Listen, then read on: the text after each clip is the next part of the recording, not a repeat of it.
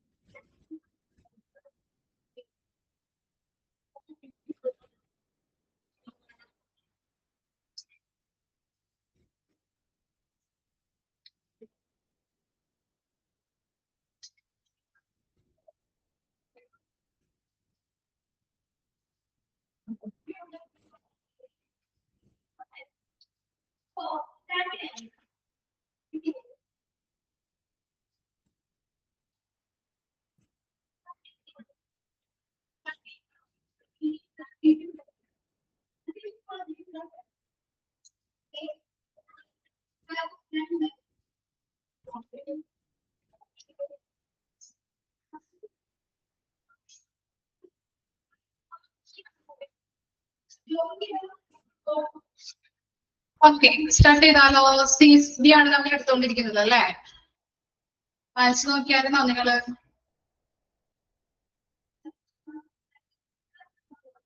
Okay, ചെറിയൊരു പോർഷനും കൂടി നമുക്ക് അതിനകത്ത് എടുക്കാനുള്ളൂ. CSDയില് എന്തായിരുന്നു? Job responsibilities of a CSD manager or incharge. Okay, CSD manager അല്ലെങ്കിൽ ഇൻചാർജിന്റെ ജോബ് റെസ്പോൺസിബിലിറ്റി ആണ് നമ്മൾ ഇനി എടുക്കുന്നത്. ഓക്കെ, ഫസ്റ്റ് റെസ്പോൺസിബിലിറ്റി എന്ന് പറഞ്ഞാൽ എന്താണ്? Over supervision of the CSSD. എന്താണ്? CSSD ഡിപ്പാർട്ട്മെന്റിലെ എല്ലാ കാര്യങ്ങളും സൂപ്പർവൈസ് ചെയ്യുന്നത് ആരാണ്? CSSDയുടെ മാനേജറാണ്. ഓക്കെ, ഇനി നെക്സ്റ്റ് ആണ് എന്ത്? Displaying the sterilisation process. എന്താണ് ഡിസ്പ്ലേയിങ് ദ സ്റ്റെറിലൈസേഷൻ പ്രോസസ് എന്ന് പറഞ്ഞാല് നമ്മള് സ്റ്റെറിലൈസേഷൻ ചെയ്യുമ്പോൾ ടൈമിങ്, അതുപോലെ തന്നെ പ്രഷർ, അതുപോലെ ടെമ്പറേച്ചർ ഇവയൊക്കെ പ്രദർശിപ്പിച്ചിട്ടാണ് നമ്മൾ എന്ത് ചെയ്യുന്നത്? സ്റ്റെറിലൈസേഷൻ ചെയ്യുന്നത് അല്ലേ? ഇപ്പൊ ഓട്ടോക്ലേവ് ആണെങ്കിൽ എന്താണ്? 121 സെന്റിഗ്രേഡ് ടെമ്പറേച്ചർ കൊടുത്ത് 20 മിനിറ്റില് നമ്മൾ അതിന് ടൈം സെറ്റ് ചെയ്ത് 15 pounds ഓഫ് പ്രഷർ കൊടുത്തുകൊണ്ടാണ് നമ്മൾ എന്ത് ചെയ്യുന്നത്? നമ്മള് സ്റ്റെറിലൈസേഷൻ ചെയ്യുന്നത് അല്ലെ? അത് കറക്റ്റ് ആയിട്ട് പ്രദർശിപ്പിച്ചിട്ടുണ്ടോ, ഡിസ്പ്ലേ ചെയ്തിട്ടുണ്ടോ എന്നുള്ളത് കറക്റ്റ് ആയിട്ട് ശ്രദ്ധിക്കണം. പിന്നെ എന്താണ്? Supervising, guiding and training staff. Work ചെയ്യുന്ന സ്റ്റാഫുകൾക്ക് എന്ത് കൊടുക്കുക? സൂപ്പർവൈസ് ചെയ്യുക, അവരെ മേൽനോട്ടം വഹിക്കുക, അവർക്ക് വേണ്ട ഗൈഡൻസ് കൊടുക്കുക, അതുപോലെ തന്നെ ട്രെയിനിങ്, അവർക്ക് വേണ്ട ട്രെയിനിങ്ങുകൾ, പ്രാക്ടീസുകളൊക്കെ കൊടുക്കുക. ഇതൊക്കെയാണെങ്കിൽ വരുന്നത് മൂന്നാമത്തെ ജോബ് റെസ്പോൺസിബിലിറ്റി ആയിട്ട് പറയുന്നത്. ഓക്കെ, ക്യാമറ ഓൺ ആക്കിയവര് ജസ്റ്റ് ഒന്ന് ഓഫ് ആക്കാം കേട്ടോ. നിങ്ങളിങ്ങനെ ക്യാമറ ഓൺ ആക്കിയിട്ട് ചിലപ്പോ കിടക്കാം, അതുപോലെ തന്നെ ഇപ്പൊ സോഫയിൽ കിടക്കുന്നുണ്ടാവും, കട്ടിലിന് കിടക്കുന്നുണ്ടാവും. ഇതൊക്കെ കാണുമ്പോൾ ചിലപ്പോൾ നമ്മൾക്ക് കണ്ടിന്യൂഷൻ പോകും. കറക്റ്റ് ആയിട്ട് ഓഫ് ചെയ്തിട്ട് മാത്രം ക്ലാസ്സസ് കാണാനിരിക്കുക. ഓക്കെ, അല്ലെങ്കിൽ മറ്റുള്ളവർക്കും ബുദ്ധിമുട്ടാണ്, മറ്റുള്ള സ്റ്റുഡൻസിനും ബുദ്ധിമുട്ടാണ്, അതുപോലെ തന്നെ ഞങ്ങൾക്കും ബുദ്ധിമുട്ടാണ്. ഓക്കെ,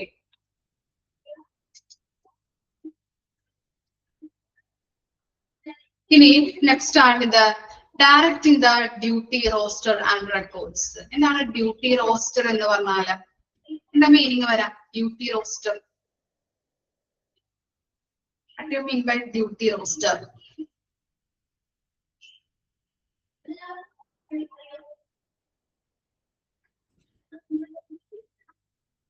എന്താ ഡ്യൂട്ടി റോസ്റ്റർ എന്ന് പറഞ്ഞാല്?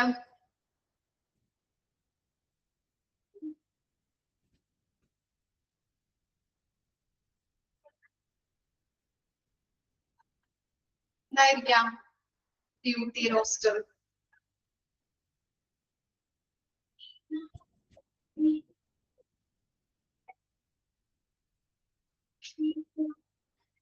ഡ്യൂട്ടി റോസ്റ്റർ എന്ന് പറഞ്ഞു കഴിഞ്ഞിട്ടുണ്ടെങ്കിൽ എന്താണ്? ഷിഫ്റ്റിംഗ് ടൈം ആണ് കേട്ടോ. ഓരോ സ്റ്റാഫിനും ഇപ്പൊ ഹോസ്പിറ്റലൊക്കെ ആണെങ്കിൽ ഷിഫ്റ്റിംഗ് ടൈം ഉണ്ടാവും അല്ലെ? മറ്റു കമ്പനീസിലൊക്കെ ഉണ്ടാവാറുണ്ട് അല്ലേ shift duties? Night duty, day shift, അങ്ങനെ പല ഷിഫ്റ്റുകൾ ഉണ്ടാവും അല്ലെ. ഓക്കെ, അപ്പൊ ആ ഷിഫ്റ്റിംഗ് ടൈമുകൾ കറക്റ്റ് ആയിട്ട് എന്താണ് ഡയറക്റ്റ് ചെയ്യുക, കറക്റ്റ് ആയിട്ട് അത് കീപ്പ് ചെയ്യുക. ഓരോരുത്തർക്കും ഏതൊക്കെ ഡ്യൂട്ടീസ് ആണ്, നൈറ്റ് ഡ്യൂട്ടി ആണോ, അതുപോലെ തന്നെ എന്താണ് ഡേ ഷിഫ്റ്റ് ആണോ എന്നുള്ളതൊക്കെ കറക്റ്റ് ആയിട്ട് റെക്കോർഡ് ചെയ്ത് കീപ്പ് ചെയ്യണം. പിന്നെന്താ, അലോട്ടിങ് റിസോഴ്സസ്. ഓക്കെ, റിസോഴ്സസുകൾ എന്ന് പറഞ്ഞിട്ടുണ്ടെങ്കിൽ സ്റ്റാഫുകളായിരിക്കാം, മെറ്റീരിയൽസ് ആയിരിക്കാം, മെഷീൻസ് ആയിരിക്കാം, എക്യുപ്മെന്റ്സ് ആയിരിക്കാം അല്ലെ. അവർക്ക് വേണ്ട കാര്യങ്ങൾ അവരുടെ വർക്കില് നല്ല രീതിയിൽ ചെയ്യുന്നതിനായിട്ട് അവർക്ക് വേണ്ട റിസോഴ്സസുകൾ അലോട്ട് ചെയ്ത് കൊടുക്കുക, അനുവദിച്ചു കൊടുക്കുക. Control, stock control measures to scrutinize the and decrease the number of the cycle. അതായത് എന്താണ്, സ്റ്റെറിലൈസേഷൻ പെർഫോം ചെയ്യുന്ന നമ്പർ ഓഫ് സൈക്കിളിന്റെ എണ്ണം കുറച്ചുകൊണ്ട് സൂക്ഷ്മ പരിശോധനകൾ നടത്തി കോസ്റ്റ് കൺട്രോൾ ചെയ്യാനായിട്ട് ശ്രമിക്കാം. ഓക്കെ, സ്റ്റെറിലൈസേഷൻ ഇങ്ങനെ അതിന്റെ പ്രോസസ് നമ്മളെ എണ്ണം കൂട്ടുന്നതിനനുസരിച്ച് നമുക്ക് വളരെ കോസ്റ്റ് ആകുന്നുണ്ട് അല്ലെ, ചിലവ് കൂടുന്നുണ്ട്, എക്സ്പെൻസ് ആവുന്നുണ്ട്. അപ്പൊ എന്ത് ചെയ്യണം, അത് കുറയ്ക്കാനായിട്ട്, കോസ്റ്റ് കൺട്രോൾ ചെയ്യാനായിട്ട് ശ്രമിക്കണം. പിന്നെ എന്താണ്, inventory management of supplies and consumables. അതുപോലെ തന്നെ ഇൻവെന്ററി എന്ന് പറഞ്ഞു കഴിഞ്ഞിട്ടുണ്ടെങ്കിൽ എന്താ, വിവര പട്ടിക അല്ലെ, സ്റ്റോക്കിന്റെ എല്ലാ ഡീറ്റെയിൽസുകളും അതിനകത്ത് ഉണ്ടാവും അല്ലെ. സ്റ്റോക്ക്, സപ്ലൈസ്, അതുപോലെ തന്നെ കൺസ്യൂമബിൾസ്. കൺസ്യൂമബിൾസ് എന്ന് പറഞ്ഞിട്ടുണ്ടെങ്കിൽ ഉപഭോക്തൃ വസ്തുക്കൾ. അപ്പൊ ഇവയുടെയൊക്കെ കാര്യങ്ങൾ, അതിന്റെയൊക്കെ ഇൻവെന്ററി, വിവര പട്ടികകള് മാനേജ് ചെയ്യാം. ഇത്രയും ഡ്യൂട്ടീസ് ആരുടെയാണ്, ഈ CSSD മാനേജർ അല്ലെങ്കിൽ ഇൻചാർജിന്റെ ആണ്. ഇതൊക്കെയാണ് നമ്മൾ പറഞ്ഞത്. ഓവറോൾ ആയിട്ടുള്ള ഒരു സൂപ്പർവിഷൻ നടത്തുക, ഒരു മേൽനോട്ടം വഹിക്കുക CSSDയുടെ. അതുപോലെ തന്നെ സ്റ്റെറിലൈസേഷൻ പ്രോസസ്സ്, ടൈമിങ്, എന്താ പറയാ, ടൈമിങ്, പ്രഷർ, ടെമ്പറേച്ചർ, ഇവയൊക്കെ കറക്റ്റ് ആയിട്ട് പ്രദർശിപ്പിച്ചിട്ടുണ്ടോ, കറക്റ്റ് ആയിട്ട് സെറ്റ് ചെയ്തിട്ടുണ്ടോ എന്നുള്ളത് നോക്കണം. അതുപോലെ തന്നെ സ്റ്റാഫുകൾക്ക് ട്രെയിനിങ് കൊടുക്കുക, ഗൈഡൻസ് കൊടുക്കുക. പിന്നെ പറയുന്നത് ഡ്യൂട്ടി റോസ്റ്റർ, ഓരോരുത്തർക്കുമുള്ള ഷിഫ്റ്റ് ടൈമുകള് കറക്റ്റ് ആയിട്ട് കീപ്പ് ചെയ്യാൻ, റെക്കോർഡ് ചെയ്യാം. അതുപോലെ തന്നെ കറക്റ്റ് ആയിട്ട് അവരുടെ വർക്കുകൾ, കാര്യങ്ങൾ ചെയ്യാൻ വേണ്ടതായിട്ടുള്ള റിസോഴ്സസുകൾ അനുവദിച്ചു കൊടുക്കുക. സ്റ്റോക്ക് കോസ്റ്റ് കൺട്രോൾ ചെയ്യാം. അതുപോലെ തന്നെ ഇൻവെന്ററി മാനേജ്മെന്റ്, എന്താണ് പറയുന്നത്, ഈ വിവര പട്ടിക അല്ലെ, സപ്ലൈസിന്റെയും അതുപോലെ തന്നെ കൺസ്യൂമബിൾസിന്റെയും ഇൻവെന്ററി കറക്റ്റ് ആയിട്ട് മാനേജ് ചെയ്യാം. ഓക്കെ, ഇത്രയും കാര്യങ്ങളാണ് CSSD മാനേജറിന്റെ ഡ്യൂട്ടീസ് ആൻഡ് റെസ്പോൺസിബിലിറ്റീസ് എന്ന് പറയുന്നത്. ഓക്കെ, ഇതോടുകൂടി നമ്മുടെ ചാപ്റ്റർ കംപ്ലീറ്റ് ആയിട്ടുണ്ട്. ഒന്ന് വായിച്ചു നോക്കാം കേട്ടോ. സ്ക്രീൻ പോയിട്ടുണ്ടോ നിങ്ങൾക്ക്? മിസ്സിന് അറിയാൻ പറ്റില്ല, അതുകൊണ്ടാണ് ചോദിച്ചത്. സ്ക്രീൻ ഓക്കെ ആണോ? ഓക്കെ, കറക്റ്റ് ആയിട്ടൊന്ന് വായിച്ചു നോക്കാം കേട്ടോ. അതോടുകൂടി നമ്മുടെ ചാപ്റ്റർ കംപ്ലീറ്റ് ആയിട്ടുണ്ട്.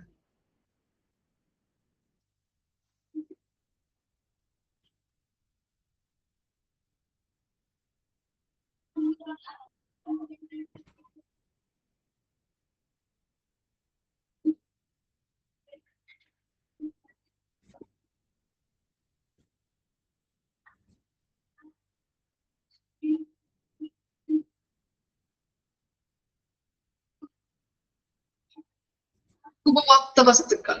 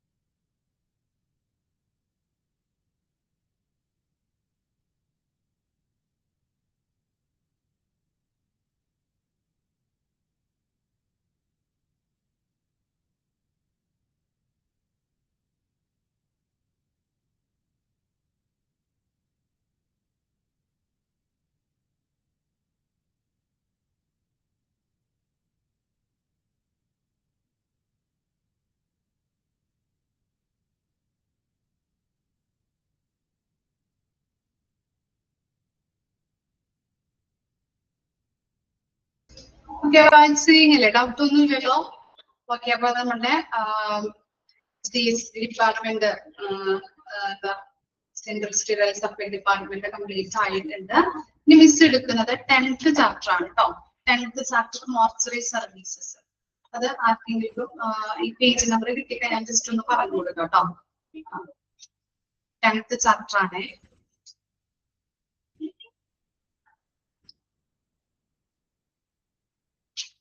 അൻപത്തിയെട്ട് 58.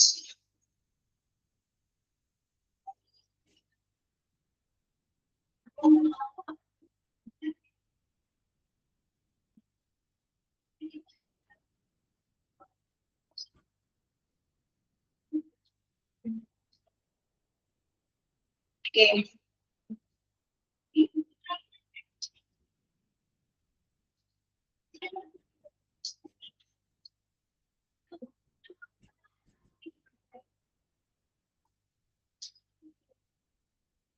സ്റ്റാർട്ട് ചെയ്യാം.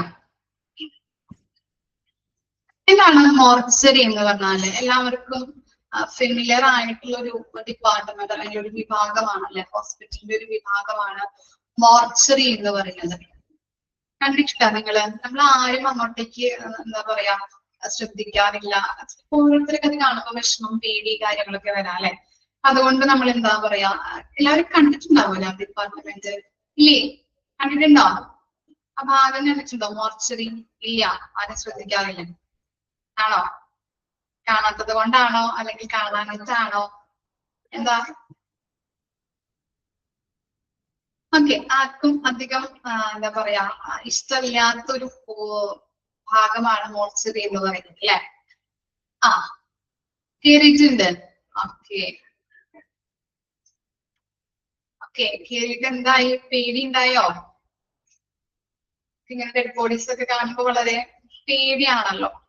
ഓക്കെ, നമ്മൾ ആ ഒരു സാഹചര്യം ഒക്കെ വരുമ്പോ കേറേണ്ട സാഹചര്യം, അതുപോലെ ചിലർക്കൊക്കെ ഈ ആംബുലൻസിന്റെ ആ സൈറനൊക്കെ മുഴങ്ങുമ്പോ പേടിയാണ് ഇല്ലേ? നമുക്ക് ഭയങ്കര ബുദ്ധിമുട്ട്, പേടി. പക്ഷെ ആ സാഹചര്യം ഇപ്പൊ ആംബുലൻസിൽ കയറേണ്ട ഒരു സാഹചര്യം വേണ്ടി വന്നിട്ടുണ്ടെങ്കിൽ നമ്മൾ കയറും അല്ലെ? കയറാതെ രക്ഷയില്ല. അപ്പൊ എന്താണ്, ആ പേടിയോ ചിലർക്ക് നമുക്ക് മുൻപിൽ ആ ടൈമൊക്കെ ആകുമ്പോ എന്താ പറയാ കൊണ്ടുപോയിട്ടുണ്ട് അല്ലെ? ഓക്കെ, അപ്പൊ ആ സാഹചര്യം വരുമ്പോ നമ്മളും അതിനോട് തയ്യാറാവും. പേടിയോ ശരിക്കും പറഞ്ഞാൽ ഒരു ഉള്ളിലൊരു നമുക്കൊരു എനർജി എന്താ പറയാ, ഒരു പേടിയൊന്നും ഉണ്ടാവില്ല ആ ടൈമില്. ഇപ്പോ അഞ്ജലി പറഞ്ഞല്ലോ ഡെഡ് ബോഡി ആംബുലൻസിൽ കൊണ്ടുപോയിട്ടുണ്ട്. അത് അങ്ങനെ. അപ്പൊ എന്റെ മദറിൻലോയും ആൾക്ക് മരിച്ചു. അപ്പൊ ഒരു 7 മാസമായി. അപ്പൊ ആ ടൈമിൽ ഒരു 6 മാസം മുന്നേ, ഒരു 7 മാസം മുന്നേ നമ്മള് ഹോസ്പിറ്റലിൽ 2 മാസം ഹോസ്പിറ്റലിലായിരുന്നു. ആദ്യം ലിസിയിലായിരുന്നു എറണാകുളത്ത്. അത് കഴിഞ്ഞിട്ട് ഞങ്ങളുടെ ഈ മുത്തുകുന്ന കൊടുങ്ങല്ലൂർ ഭാഗത്തോട് കൊണ്ടുവന്നു. ഞങ്ങൾക്ക് പോയി വരാനായിട്ട് ബുദ്ധിമുട്ടായിരുന്ന ഒരു സാഹചര്യത്തില് ഹസ്ബൻഡ് ഞാനുള്ളൂ വീട്ടില്. പപ്പയുണ്ട്, പക്ഷെ പപ്പയ്ക്ക് ഇത്തിരി ബുദ്ധിമുട്ടാണ്. ഈ പ്രായമായതിന്റെ ഒരു ബുദ്ധിമുട്ടുണ്ടാവുമല്ലോ. അപ്പൊ അങ്ങനെ പിന്നെ മോളുണ്ട്. അപ്പൊ മോള് തനിച്ചാക്കണം, മോള് സ്കൂളിൽ പറഞ്ഞു വിടണം. അതൊക്കെ വളരെ ബുദ്ധിമുട്ടാണ്. എനിക്ക് ജോലിക്ക് വരണം, ഞങ്ങൾ രണ്ടുപേർക്കും ജോലിക്ക് പോകണം, അല്ലെങ്കിൽ നമ്മുടെ കാര്യങ്ങളൊന്നും നടക്കില്ലല്ലോ. അപ്പൊ അതുകൊണ്ട് തന്നെ അങ്ങനെ വീട്ടിൽ എന്റെ മമ്മി ഉണ്ടായിരുന്നു കൊച്ചിനെ നോക്കാനായിട്ട്. ഞാൻ ജോലിക്ക് പോയിട്ട് നൈറ്റ് ലിസിയിലോട്ട് പോകും. അത് കഴിഞ്ഞ് രാവിലെ വരും, എന്നിട്ട് ജോലിക്ക് വരും. അങ്ങനെയായിരുന്നു ശരിക്കും പറഞ്ഞ നവംബർ കാലഘട്ടം. ഒക്ടോബർ നവംബർ കഴിഞ്ഞ വർഷത്തെ കാലഘട്ടം എന്ന് പറയുന്നത് വളരെ ഒരു നമുക്കൊരു അലച്ചില് കാര്യങ്ങള്, അതുപോലെ തന്നെ ടെൻഷൻ, അങ്ങനത്തെ ഒരു രീതിയായിരുന്നു. ആൾക്ക് ആദ്യം സ്ട്രോക്ക് വന്നു. പിന്നെ അതുപോലെ തന്നെ ഹാർട്ട് ഫുള്ളും ബ്ലോക്ക് ആയിരുന്നു. അങ്ങനെ ഒന്നും ചെയ്യാൻ പറ്റാത്ത ഒരു ബൈപ്പാസ് സർജറി വേണം എന്നുള്ള നിലയിലായിരുന്നു. പക്ഷെ പ്രായമായതിന്റെ ഒരു ഇതില് സർജറി ചെയ്യാൻ പറ്റില്ല. അങ്ങനെ സ്ട്രോക്ക് വന്നു. പിന്നീട് കിഡ്നി കംപ്ലൈന്റ് ആയി. അങ്ങനെ ആള് കൊറോണ ടൈമിലല്ലേ? Okay okay. അപ്പൊ അങ്ങനത്തെ ഒരു അവസ്ഥ. അപ്പൊ പിന്നെ ആളെ അങ്ങോട്ടേക്ക് ഇങ്ങോട്ടേക്ക് ഹോസ്പിറ്റലിലേക്കൊക്കെ കൊണ്ടുപോകുമ്പോ നമ്മളും എനിക്ക് പേടിയൊക്കെ ഉണ്ടായിരുന്നു. ആദ്യം നമ്മള് ആംബുലൻസിൽ കാണുമ്പോൾ ഭയങ്കര ബുദ്ധിമുട്ടൊക്കെ ആയിരുന്നു. ഡെഡ് ബോഡി കൊണ്ടുപോകുന്ന കാണുമ്പോഴും രോഗികളെ നമ്മൾ കൊണ്ടുപോകുന്ന കാണുമ്പോഴും വഴിക്കൂടെ അവിടെയൊക്കെ പോകുമ്പോൾ കാണാറുണ്ടല്ലോ. അപ്പൊ അതൊക്കെ ഭയങ്കര ബുദ്ധിമുട്ടായിരുന്നു. പക്ഷെ ആ സാഹചര്യം നമ്മൾക്ക് കയറുന്ന ഒരു സാഹചര്യം വരുമ്പോൾ നമ്മൾക്കൊരു ധൈര്യം കിട്ടും മനസ്സിലല്ലേ? ശരിക്കും പറഞ്ഞിട്ടുണ്ടെങ്കിൽ അതൊക്കെ ശരിക്കും പറഞ്ഞ നമുക്കൊരു എക്സ്പീരിയൻസ് ആണ്. അതുപോലെ തന്നെ ഡെഡ് ബോഡി കൊണ്ടുവരുമ്പോഴായാലും എങ്ങനെ ഫേസ് ചെയ്യും, വീട്ടില് എങ്ങനെ അറിയിക്കുക, അപ്പൊ അതൊക്കെ നമുക്കൊരു ഒരു ബുദ്ധിമുട്ടുള്ള ഒരു സാഹചര്യമാണ്. പക്ഷെ അതൊക്കെ നമ്മൾ തരണം ചെയ്ത് ആ ടൈമിൽ തരണം ചെയ്തു. അപ്പൊ അതാണ് മോർച്ചറി സർവീസസ് എന്ന് പറഞ്ഞിട്ടുണ്ടെങ്കിൽ ആർക്കും അധികം ഇഷ്ടമല്ലാത്ത ഒരു ഡിപ്പാർട്ട്മെന്റ് ആണ് മോർച്ചറി എന്ന് പറയുന്നത് അല്ലെ. ഓക്കെ, മോർച്ചറി സർവീസിനെ കുറിച്ച് പഠിക്കാനുണ്ട്. അതൊക്കെ എങ്ങനെ, ലൊക്കേഷൻ എങ്ങനെയാണ്, അങ്ങനെ കുറച്ച് കാര്യങ്ങളാണ് ഇതിൽ പഠിക്കാനുള്ളത്. എളുപ്പമുള്ള ഒരു ചാപ്റ്റർ ആണ്. നമുക്ക് നോക്കാം, ഇൻട്രൊഡക്ഷൻ നോക്കാം. Mortuary is an inevitable part of every hospital as it handles the preservation of the dead body so that the forensic clinicians and the pathologist may investigate the cause of death and make scientific investigations. അതായത് എന്താണ്, നമുക്കറിയാം ഹോസ്പിറ്റലുകളില് എന്താണ് ഒരു ഇൻവേറ്റബിൾ എന്ന് പറഞ്ഞിട്ടുണ്ടെങ്കിൽ എന്താണ്, അത് ഒഴിച്ചുകൂടാൻ പറ്റാത്ത ഒരു പാർട്ടാണ് മോർച്ചറി എന്ന് പറയുന്നത്. ഓക്കെ, അത് എന്തിനു വേണ്ടിയിട്ടാണ്, ഡെഡ് ബോഡീസ് സൂക്ഷിച്ചു വെക്കാൻ വേണ്ടിയിട്ട് ഉള്ളൊരു പാർട്ടാണ് മോർച്ചറി എന്ന് പറയുന്നത് അല്ലെ. അവിടെ ആരാണ് വരുന്നത്, ഡെഡ് ബോഡീസ് ഒക്കെ സൂക്ഷിച്ചു വെക്കുമ്പോൾ അതിന്റെ ഇൻവെസ്റ്റിഗേഷനുമായിട്ട് ഇപ്പോ പല ഡെഡ് ബോഡീസും ഉണ്ടാവാം അല്ലെ. അപ്പൊ ഇൻവെസ്റ്റിഗേഷന്റെ ഭാഗമായിട്ട് ഫോറൻസിക് ക്ലിനീഷ്യൻസ് ഉണ്ടാവാം, അതുപോലെ തന്നെ ഫോറൻസിക് വിദഗ്ധർ, ക്ലിനീഷ്യൻസ് എന്ന് പറഞ്ഞ വിദഗ്ധര്, അതുപോലെ തന്നെ പാത്തോളജി എന്ന് പറഞ്ഞാൽ അറിയാലോ. പാത്തോളജിസ്റ്റ് എന്ന് പറഞ്ഞിട്ടുണ്ടെങ്കിൽ ആരാണ്, ഡിസീസസിൽ സ്പെഷ്യലൈസ് ചെയ്തിരിക്കുന്ന ഡോക്ടേഴ്സ് ആണ്. അപ്പൊ അവരും ഉണ്ടാവാം അല്ലെ. ഇതിനു വേണ്ടിയിട്ടാണ് പല ഇൻവെസ്റ്റിഗേഷൻസ് നടത്താൻ വേണ്ടിയിട്ട്. Investigate cause of death and make a scientific investigation. മരണകാരണം അറിയാൻ വേണ്ടിയിട്ട്, അത് ഐഡന്റിഫൈ ചെയ്യാൻ വേണ്ടിയിട്ട്, അതുപോലെ തന്നെ എന്താണ് ഒരു ശാസ്ത്രീയമായിട്ടുള്ള പരിശോധനകൾ നടത്താൻ വേണ്ടിയിട്ടാണ് ഫോറൻസിക് വിദഗ്ധരായാലും പാത്തോളജിസ്റ്റ് ആയാലും മോർച്ചറിയിലുള്ളത്. ഓക്കെ, അതാണ് ആ പോയിന്റിൽ പറയുന്നത്. മോർച്ചറി എന്ന് പറഞ്ഞു കഴിഞ്ഞിട്ടുണ്ടെങ്കിൽ ഒരു ഹോസ്പിറ്റലിലും ഒഴിച്ചുകൂടാൻ പറ്റാത്ത ഒരു ഭാഗമാണ് മോർച്ചറി എന്ന് പറയുന്നത്. അവിടെ ആരൊക്കെ ഉണ്ടാകുന്നുണ്ട്, ഫോറൻസിക് ക്ലിനീഷ്യൻസും അതുപോലെ തന്നെ പാത്തോളജിസ്റ്റും ഉണ്ട്. എന്തിനു വേണ്ടിയിട്ടാണ് അവരുള്ളത്, മരണകാരണം അല്ലെ. ഓരോ ഡെഡ് ബോഡീസ് നമ്മള് സൂക്ഷിച്ചു വെക്കുന്നുണ്ട് അല്ലെ മോർച്ചറിയില്. അപ്പൊ അതിന്റെ മരിച്ചതിന്റെ കാരണം അറിയാൻ വേണ്ടിയിട്ട് ശാസ്ത്രീയമായിട്ടുള്ള ഇൻവെസ്റ്റിഗേഷൻസ് നടത്താൻ വേണ്ടിയിട്ടാണ് എന്ത് ഫോറൻസിക് വിദഗ്ധര് പാത്തോളജിസ്റ്റും ഉള്ളത്. ഇനി എന്താ, morgue or mortuary is in a hospital is used for the storage of dead bodies waiting for identification or removal, autopsy, burial, cremation or some other post of death rituals. എന്താ പറയുന്നത്, mortuary അല്ലെങ്കിൽ മോർഗ്. Okay, മോർച്ചറിനെ പറയുന്ന മറ്റൊരു പേരാണ് മോർഗ് എന്നുള്ളത് ഓർത്തിരിക്കും കേട്ടോ. അതാണ് അവിടെ കൊടുത്തിരിക്കുന്നത്, മോർഗ് അല്ലെങ്കിൽ മോർച്ചറി ഉണ്ട്. മോർച്ചറിനെ പറയുന്ന മറ്റൊരു പേരാണ് മോർഗ് എന്ന് പറയുന്നത്. ഇനി മോർച്ചറി എന്തിനു വേണ്ടിയിട്ടാണ്, ഡെഡ് ബോഡീസ് സ്റ്റോർ ചെയ്ത് വെക്കാനുള്ളതാണ് നമ്മൾ പറഞ്ഞു അല്ലെ. ഇനി എന്തിനു വേണ്ടിയിട്ടാണ് നമ്മൾ സ്റ്റോർ ചെയ്ത് വെക്കുന്നത്, അത് ഐഡന്റിഫൈ ചെയ്യാൻ, ഡെഡ് ബോഡി ആരുടെയാണ് എന്നുള്ളത് ഐഡന്റിഫൈ ചെയ്യാൻ വേണ്ടിയിട്ട് സൂക്ഷിച്ചു വെക്കാറുണ്ട്. അതുപോലെ തന്നെ നമ്മൾ എന്താണ്, റിമൂവൽ ചെയ്യാനായിട്ട് അല്ലെ, അത് മാറ്റി വെക്കാനായിട്ട് അല്ലെ. അതുപോലെ തന്നെ ഓട്ടോപ്സി എന്താ, what you mean by autopsy എന്താണ്, നിങ്ങൾ പല സിനിമകളിലൊക്കെ കണ്ടിട്ടുണ്ടാവും അല്ലെ. ഓട്ടോപ്സി ആ വാക്ക് കേട്ടിട്ടുണ്ടാവും. എന്താണ് ഓട്ടോപ്സി എന്ന് പറഞ്ഞാല്, പരിശോധനയാണോ? ഓട്ടോപ്സി എന്താ, കറക്റ്റ് വേർഡ് പറയാൻ പറ്റോ? ഓട്ടോപ്സി എന്ന് പറഞ്ഞാൽ എന്താ,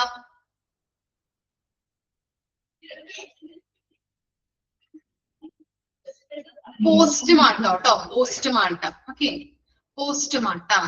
ഓക്കെ, പോസ്റ്റ്മോർട്ടം ചെയ്യാനായിട്ട് നമ്മൾ സൂക്ഷിച്ചു വെച്ചതാവാം, അല്ലെങ്കിൽ ഐഡന്റിഫിക്കേഷന് വേണ്ടിയിട്ട് ബോഡി ആരുടേതാണെന്ന് തിരിച്ചറിയാൻ വേണ്ടിയിട്ടാവാം, അല്ലെങ്കിൽ എന്താണ് റിമൂവൽ ചെയ്യാൻ വേണ്ടിയിട്ടാവാം.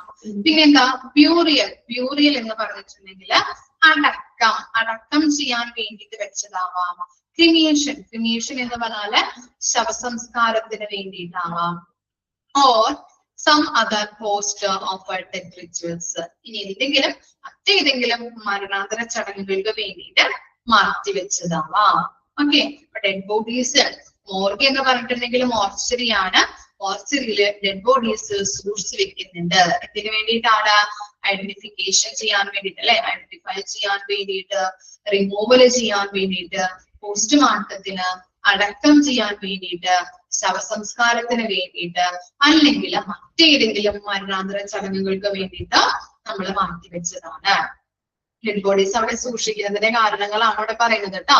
ഇനി എന്താ, the term morgue is derived from the French word morgue. അപ്പൊ എങ്ങനെയാണ് മോർഗ് വന്നിരിക്കുന്നത്, ഡിറൈവ് ചെയ്തിരിക്കുന്നത് ഏത് വീടിൽ നിന്നാണ്?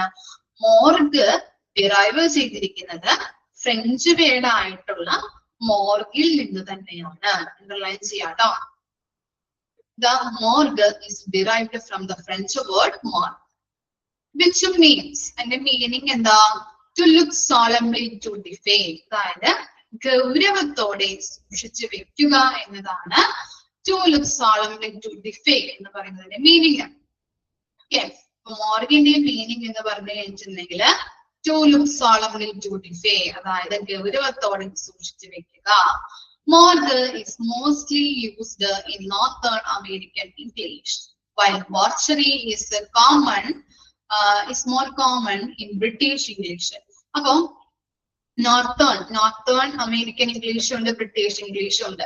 നോർത്തേൺ അമേരിക്കൻ ഇംഗ്ലീഷിൽ പറയുന്നത് മോർഗൻ എന്നാണ്.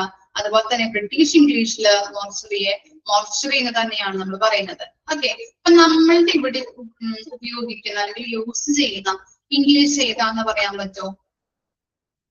നമ്മളുടെ നാട്ടിൽ യൂസ് ചെയ്യുന്നത് നമ്മൾ എന്താ പറയാ, മോർച്ചറി എന്നാണോ അല്ലെങ്കിൽ മോർഗൻ എന്നാണോ പറയാറ്?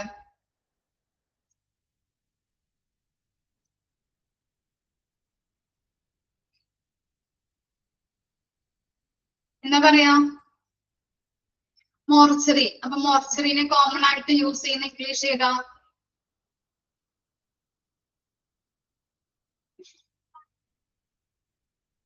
ബ്രിട്ടീഷ് ഇംഗ്ലീഷ് അല്ലെ? നമ്മളുടെ ഇവിടെ കോമൺ ആയിട്ട് യൂസ് ചെയ്യുന്ന ഇംഗ്ലീഷ് ഏതാണ്? മോർച്ചറി ആണല്ലേ. അതുപോലെ തന്നെ മോർച്ചറി എന്ന് പറഞ്ഞാൽ എന്താണ്? ബ്രിട്ടീഷ് ഇംഗ്ലീഷ് ആണല്ലേ. ഓക്കെ, ഇതാണ് ഇവിടെ ചോദിച്ചത് ഞാൻ. ക്ലിയർ ആയോ? ഓക്കെ, അപ്പൊ നമ്മൾ എന്താണ് അതിൽ പഠിച്ചത്? ആ ഇൻട്രൊഡക്ഷനിൽ എന്താ പഠിച്ചത്? മോർച്ചറി എന്ന് പറഞ്ഞാൽ നിങ്ങൾക്ക് സ്ക്രീൻ കാണുന്നുണ്ടോ? ക്ലിയർ ആണോ സ്ക്രീൻ? സ്ക്രീൻ കാണുന്നില്ല. Okay, 1 minute.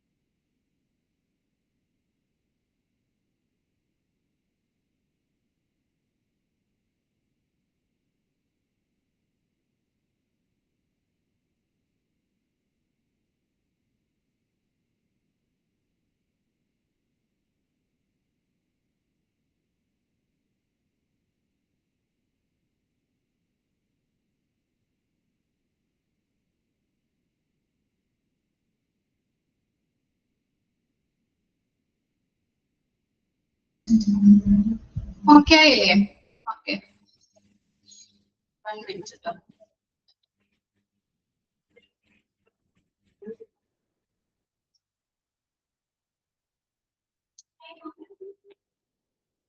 ഓക്കെ, നമ്മൾ പറഞ്ഞത് എന്താ? മോർച്ചറി അല്ലെ, ഹോസ്പിറ്റലിൽ ഒഴിച്ചുകൂടാൻ പറ്റാത്ത ഒരു പാർട്ടാണെന്ന് നമ്മൾ പറഞ്ഞു. അതുപോലെ തന്നെ അവിടെ ആരൊക്കെ ഉണ്ടാവും? ക്ലീനീഷ്യൻസും അതുപോലെ തന്നെ പാത്തോളജിസ്റ്റ് ഉണ്ടാവും. ഇതിനു വേണ്ടിയിട്ടാണ് ഡെഡ് ബോഡീസ് നമ്മൾ സ്റ്റോർ ചെയ്ത് വെക്കുന്നത് മോർച്ചറിയിലാണ് അല്ലെ. അതുമായിട്ട് ബന്ധപ്പെട്ട് നമ്മൾ കോസസ് ഓഫ് ഡെത്ത്, മരണകാരണം അറിയാൻ വേണ്ടിയിട്ട് സയന്റിഫിക് പരിശോധനയ്ക്ക് വേണ്ടിയിട്ടാണ്. അതുപോലെ തന്നെ മോർഗ് അല്ലെങ്കിൽ മോർച്ചറി എന്ന് പറയുന്നത് ഡെഡ് ബോഡീസ് സൂക്ഷിച്ചു വെക്കാനായിട്ടാണ്. എന്തിനു വേണ്ടിയിട്ടാണ് ഡെഡ് ബോഡീസ് നമ്മൾ സൂക്ഷിച്ചു വെക്കുന്നത്? ഐഡന്റിഫിക്കേഷന് വേണ്ടിയിട്ടും, റിമൂവല്, ഓട്ടോപ്സി, ക്രിമേഷൻ, ബ്യൂറിയൽ, അതുപോലെ തന്നെ സം അതർ പോസ്റ്റ് ഡെത്ത് റിച്വൽസിന് വേണ്ടിയിട്ട് അല്ലെ. ഇനി എന്താണ്? The term mortgage derived from French word ആയിട്ടുള്ള മോർഗേജ് തന്നെയാണ് ഡിറൈവ് ചെയ്തിരിക്കുന്നത്. അതിന്റെ മീനിങ് എന്ന് പറഞ്ഞാല് ടു ലിവ് സോളംലി ടു ഡിഫേ, അതായത് ഗൗരവത്തോടെ തിരിച്ചു വെക്കുക, സൂക്ഷിച്ചു വെക്കുക. ഇനി രണ്ട് കാര്യങ്ങൾ അവിടെ പറയുന്നുണ്ട്. മോർഗ് നമ്മൾ യൂസ് ചെയ്യുന്നത്, കോമൺ ആയിട്ട് യൂസ് ചെയ്യുന്നത് നോർത്ത് അമേരിക്കൻ ഇംഗ്ലീഷ് ആണ്. മോർച്ചറി എന്ന വേർഡ് കോമൺ ആയിട്ട് യൂസ് ചെയ്യുന്നത് ബ്രിട്ടീഷ് ഇംഗ്ലീഷ് ആണ്. അതായത് നമ്മൾ ഉപയോഗിക്കുന്നത് ബ്രിട്ടീഷ് ഇംഗ്ലീഷ് ആണ്. കിട്ടിയോ? വായിച്ചു നോക്കാം കേട്ടോ, വായിച്ചു നോക്കാം.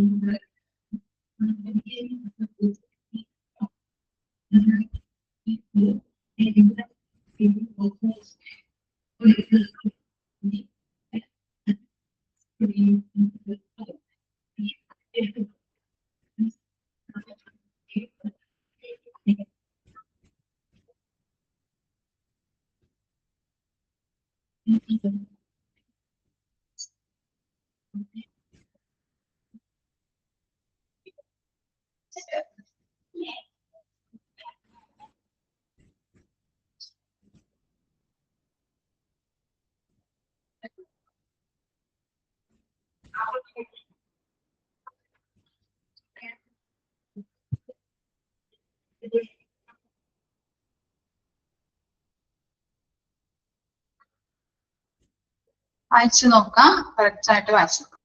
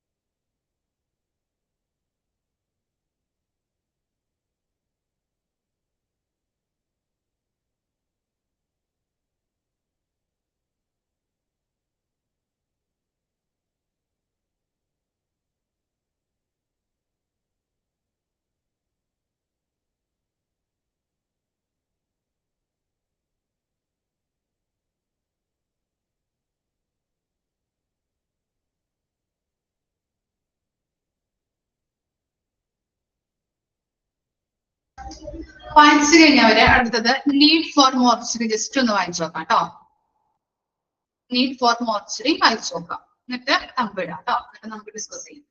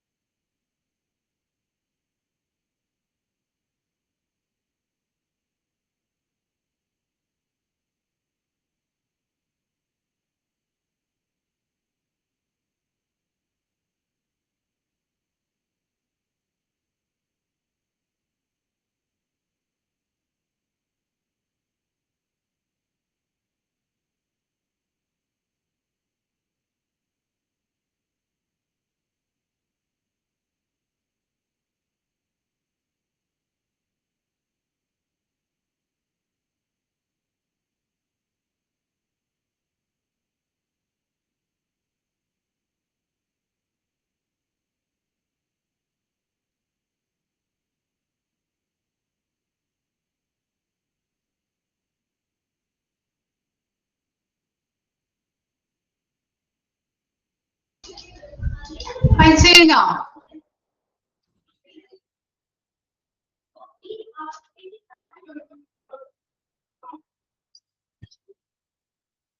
ഓക്കെ, നമുക്ക് നോക്കാം. Need for mortuary. First point നോക്കാം.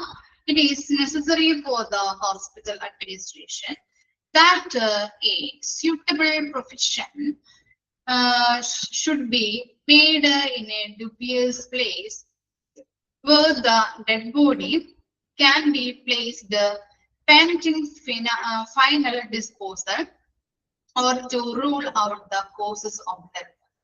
അതായത് എന്താണ് അഡ്മിനിസ്ട്രേഷൻ കറക്റ്റ് ആയിട്ട് നമുക്കറിയാം. ഹോസ്പിറ്റൽ അഡ്മിനിസ്ട്രേഷൻ എന്ന് പറയുന്നത് എന്താണ്?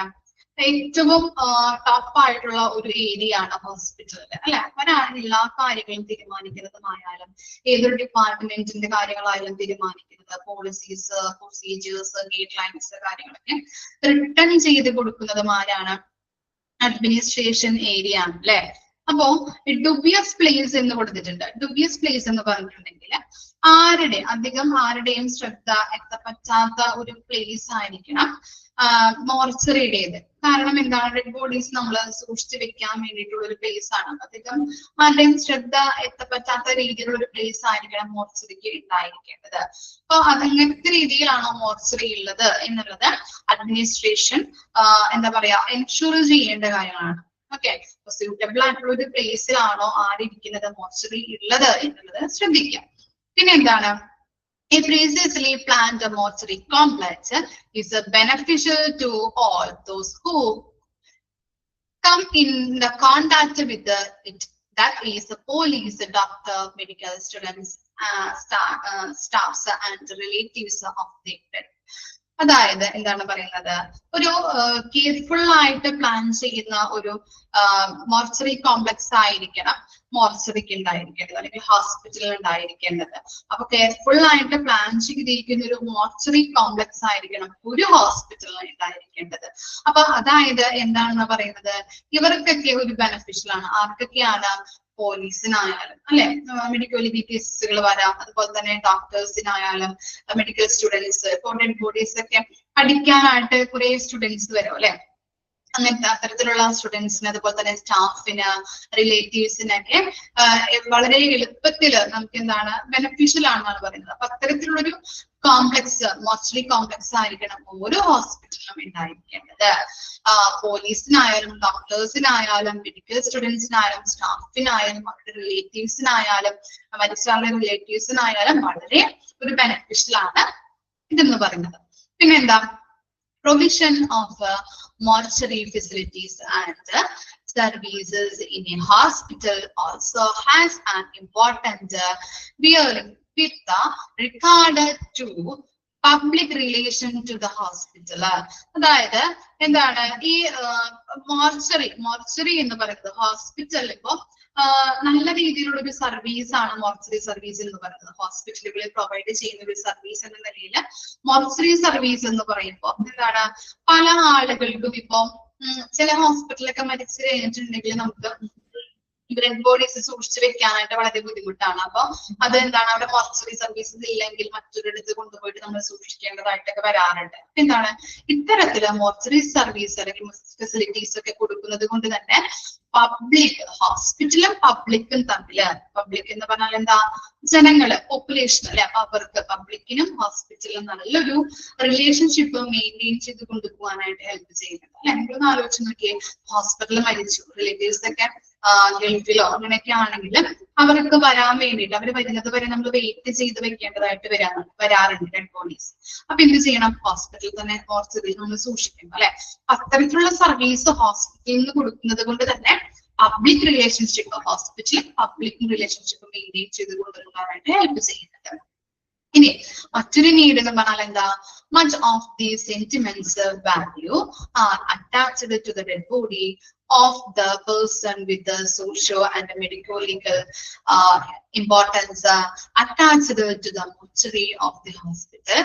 Therefore, establishment and management of the mortuary is of the significant to every hospital. അതായത് രണ്ട് രീതിയിലുള്ള കേസസുകൾ വരാം.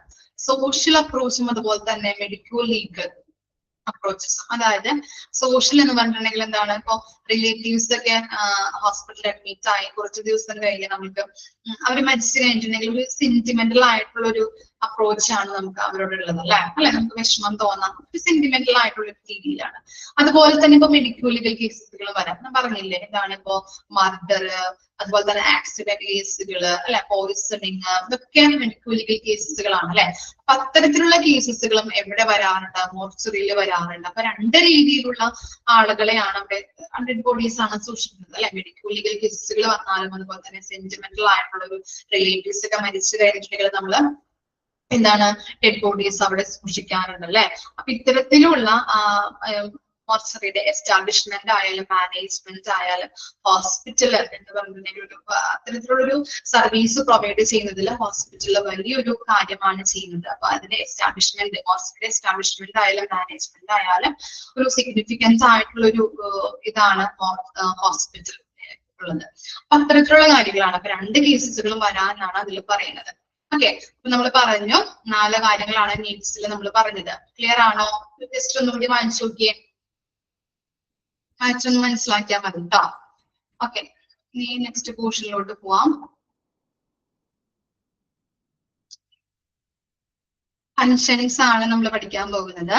ഫസ്റ്റ് ഫങ്ഷൻ എന്ന് പറഞ്ഞാല് to conserve the dead body till the formalities of the handing over the deceased is completed. Deceased എന്ന് പറഞ്ഞാൽ എന്താ? മരണമടഞ്ഞ എന്നാണ് അതിന്റെ മീനിങ്. ഡിസീസ്ഡ് മീൻസ് മരണമടഞ്ഞ. അതായത് ടു കൺസേർവ്, കൺസേർവ് എന്ന് പറഞ്ഞിട്ടുണ്ടെങ്കിൽ എന്താണ്? കീപ്, സൂക്ഷിച്ചു വെക്കുക. ഓക്കെ, ഡെഡ് ബോഡീസ് നമ്മൾ എന്ത് ചെയ്യാറുണ്ട്? മരിച്ചപ്പോ തന്നെ നമുക്ക് ഡെഡ് ബോഡി നമുക്ക് വീട്ടിലേക്ക് കൊണ്ടുപോകാൻ പറ്റുമോ? പറ്റാറുണ്ടോ? ഇല്ല. കാരണം എന്താ? എന്താ കാരണം? എന്താ റീസൺ വരാം? എന്തായിരിക്കാം?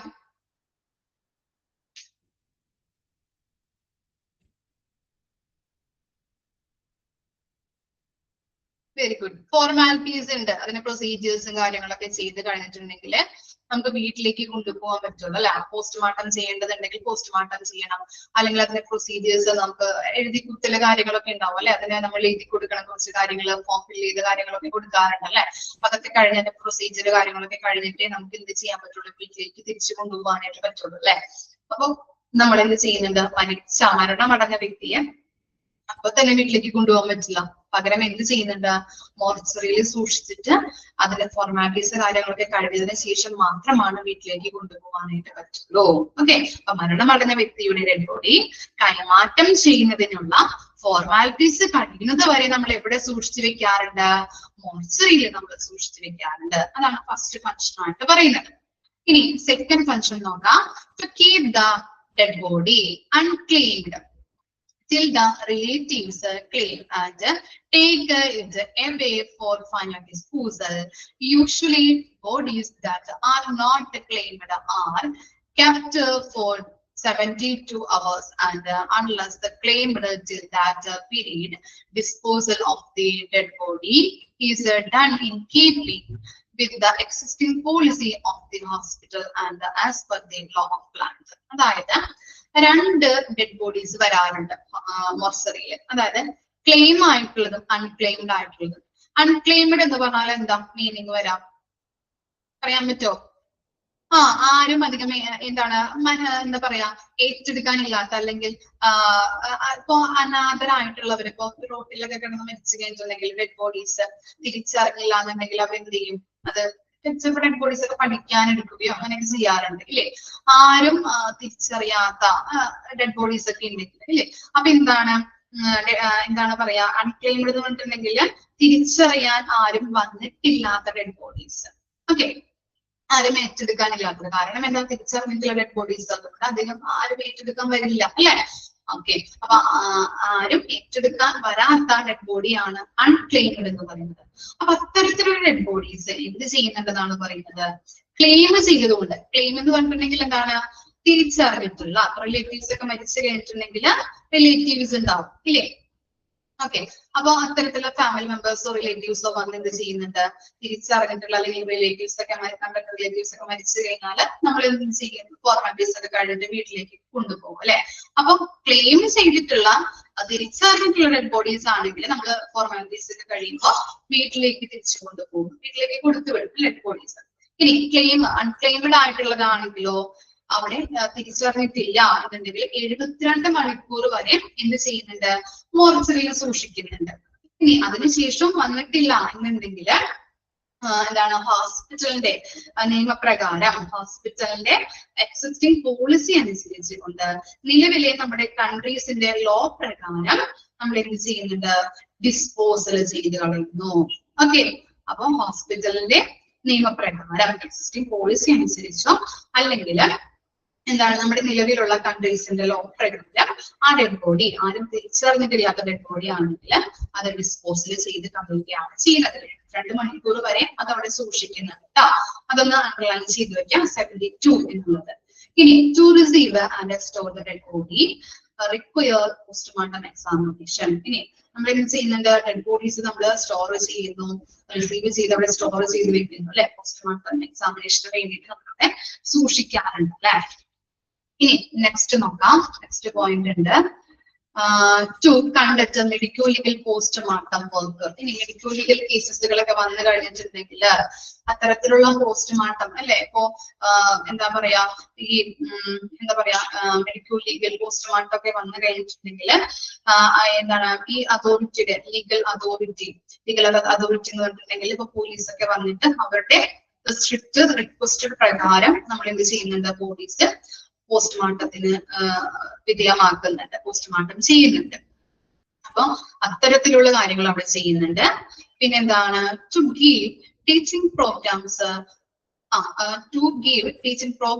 Four undergraduates and postgraduates. നമ്മള് ഡെഡ് ബോഡീസ് ഒക്കെ പഠിക്കുന്നത് പല സിനിമകളിലും കണ്ടിട്ടുണ്ട് അല്ലെ. അപ്പൊ നിങ്ങളായാലും എന്താ പറയാ ഇപ്പൊ ഹോസ്പിറ്റലിലൊക്കെ ചെന്ന് കഴിഞ്ഞിട്ടുണ്ടെങ്കിൽ പല ആളുകളും പല പഠിച്ചുകൊണ്ടിരിക്കുന്ന എന്താ ഗ്രാജുവേറ്റ്സ് പോസ്റ്റ് ഗ്രാജുവേറ്റ്സ് ഒക്കെ ഉണ്ടെങ്കിൽ ഡോക്ടേഴ്സിന്റെ ഒപ്പം വരാറുണ്ട്. അപ്പൊ ചികിത്സയുമായിട്ട് ബന്ധപ്പെട്ട് അപ്പൊ ഈ മരണമടഞ്ഞ വ്യക്തി ഇപ്പൊ പോസ്റ്റ്മോർട്ടത്തിന് വിധേയമാക്കുമ്പോൾ അവരും അങ്ങനെ പഠിക്കാനായിട്ട് പഠിക്കാനായിട്ട് പല ആളുകളും അല്ലെ, പോസ്റ്റ് ഗ്രാജുവേറ്റ്സ് ആയാലും അണ്ടർ ഗ്രാജുവേറ്റ്സ് ആയാലും ചെയ്യാറുണ്ട്. ടീച്ചിങ് പ്രോഗ്രാംസ് കണ്ടിട്ട് അവർക്ക് അങ്ങനത്തരത്തിലുള്ള പ്രോഗ്രാംസുകൾ കൊടുക്കാറുണ്ട്, ടീച്ചിങ് ഗൈഡൻസുകൾ കൊടുക്കാറുണ്ട് മോർച്ചറിയിൽ. പിന്നെന്താ, the type of a dead body preserved in the mortuary can be classified into two. 2 രീതിയിലുണ്ടെന്ന് നമ്മൾ പറഞ്ഞു അല്ലെ. പ്രിസർവ് ചെയ്ത് വെക്കുന്ന ഡെഡ് ബോഡീസ് എന്ന് പറഞ്ഞാൽ 2 രീതിയിലുണ്ട്, non medico legal, medico legal. Okay. അപ്പൊ നോൺ മെഡിക്കോ ലീഗൽ എന്ന് പറഞ്ഞാൽ ആരൊക്കെയായിരിക്കും ഉദ്ദേശിക്കുന്നത്? നോൺ മെഡിക്കോ ലീഗൽ എന്ന് പറയുമ്പോ ഉണ്ടോ? നോൺ മെഡിക്കോ ലീഗൽ എന്തായിരിക്കാം? റിലേറ്റീവ്സ് അല്ലെ, നമ്മുടെ ഫാമിലി മെമ്പേഴ്സ് ഒക്കെ മരിച്ചു കഴിഞ്ഞിട്ടുണ്ടെങ്കിൽ അത്തരത്തിലുള്ള പേഴ്സൺസിനെയാണ് നമ്മൾ നോൺ മെഡിക്കോ ലീഗലിൽ ഉൾപ്പെടുത്തുന്നത്. ഇനി മെഡിക്കോ ലീഗൽ കേസസുകൾ accident, murder, poisoning, assault, rape ഇതൊക്കെ ഇതിൽ വരാം, മെഡിക്കോ ലീഗൽ കേസസുകളിൽ വരാം. ഓക്കെ. അപ്പൊ അത്തരത്തിലുള്ള കാര്യങ്ങളും അത്തരത്തിലുള്ള ബോഡീസും നമ്മൾ എന്ത് ചെയ്ത് വെക്കുന്നുണ്ട്, പ്രിസർവ് ചെയ്ത് വെക്കുന്നുണ്ട് അല്ലെ മോർച്ചറിയില്. ഓക്കെ. വായിച്ചു നോക്കിയ ഫങ്ഷൻസും വായിക്കാം, നീഡ്സും വായിച്ചു നോക്കാം കേട്ടോ.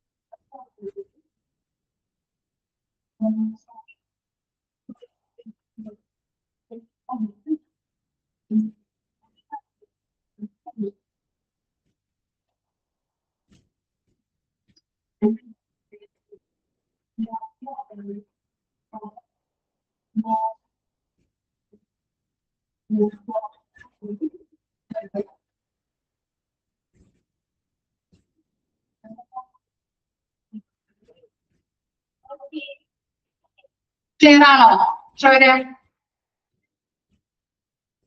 ബാക്കി നമുക്ക് നെക്സ്റ്റ് ക്ലാസ്സിൽ എടുക്കാം കേട്ടോ. Okay, thank you. നെക്സ്റ്റ് ക്ലാസ്സിൽ കാണാം. ഡൗട്ട് ഒന്നുമില്ലല്ലോ? ഓക്കെ അല്ലേ?